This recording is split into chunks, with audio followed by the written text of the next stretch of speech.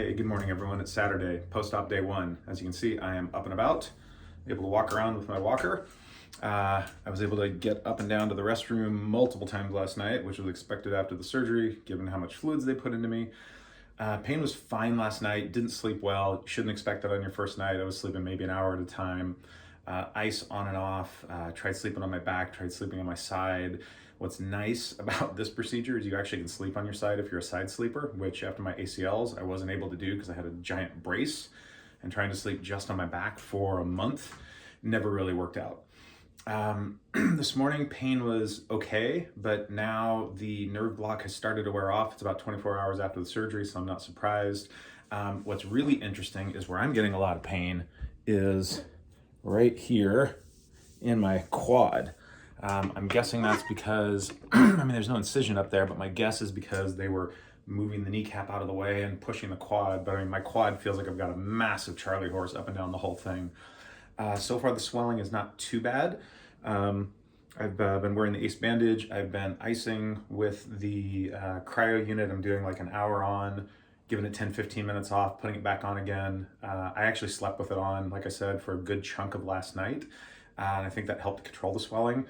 I've also been, elevating a lot. What do they say? Toes above the nose as much as you can.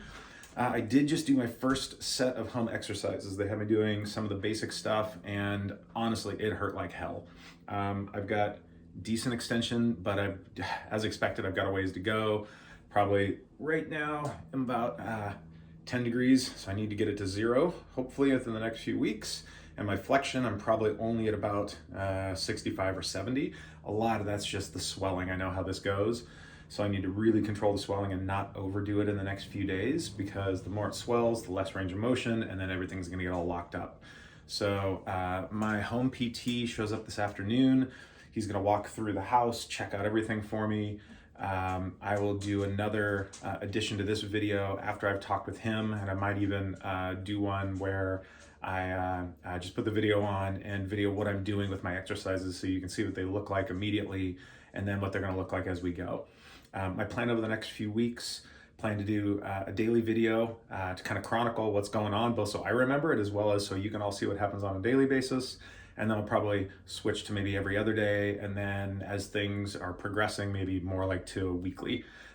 So that's it for right now. Things are going okay.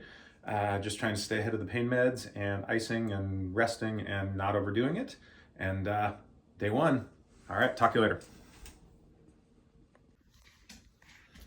All right, hey everybody, this is part 2 of my post-op day 1 video. I just had my first visit with my home PT. I'll be seeing him again Tuesday, and then Thursday, and then the following Tuesday. So I'll do 3 more like actual PT visits before I go in and see the doc at the 2-week mark. Basically, he came in today, did like a full rundown, wanted to see how I was moving around the house. He was really happy with that. Looked at the swelling in my knee. We just talked about that the nerve block is still wearing off. With the total knee replacement, it's not uncommon that your knee is not very swollen on the first day, and that going into day 2 and day 3 is where I'm going to see more swelling. So basically all of the ice and elevation at this point is really just staying ahead of that. So as you can see right now, my knee, hold on, is in comparison, it's swollen, but it's not swollen. When I've had my ACL repairs and other things, it's been 2-3 times this big by day 1 end of the day. My pain right now is fairly well controlled. I am having, most of my pain is actually still up in my quad. And he said about 50% of people will get quad pain, about the other 50% it'll be in the knee joint itself. He said, don't worry about it. Again, just don't overdo it. Keep icing, keep resting, keep elevating. And then by next Tuesday, we'll actually start into real exercises. So it turns out this morning I should not have done all 5 of the exercises they had in my book. I read the instructions. It said, here's the 5 we want you to do. And he said, actually, the part of this problem, part of the pain I'm now having in my quad, not surprisingly, because I was basically doing a bunch of quad sets, and my quad isn't ready to do that. So all he's going to have me do for the next couple days are 2 times a day heel slides, and then bridging, where basically you sit on a chair, put your leg up on the other chair, and you essentially just let gravity kind of try to straighten your knee out. Right now I'm at about a 10% bend in the knee. He said, again, not unsurprising. He said the goal is that I should be getting it down to flat, so zero, at somewhere around 3 to 4 weeks, and then I'm at about 110 degrees of flexion, so getting it in at the 2 week mark when I go back and see him. But we'll really start working on some of that next week with a little bit more aggressive heel slides and things of that nature.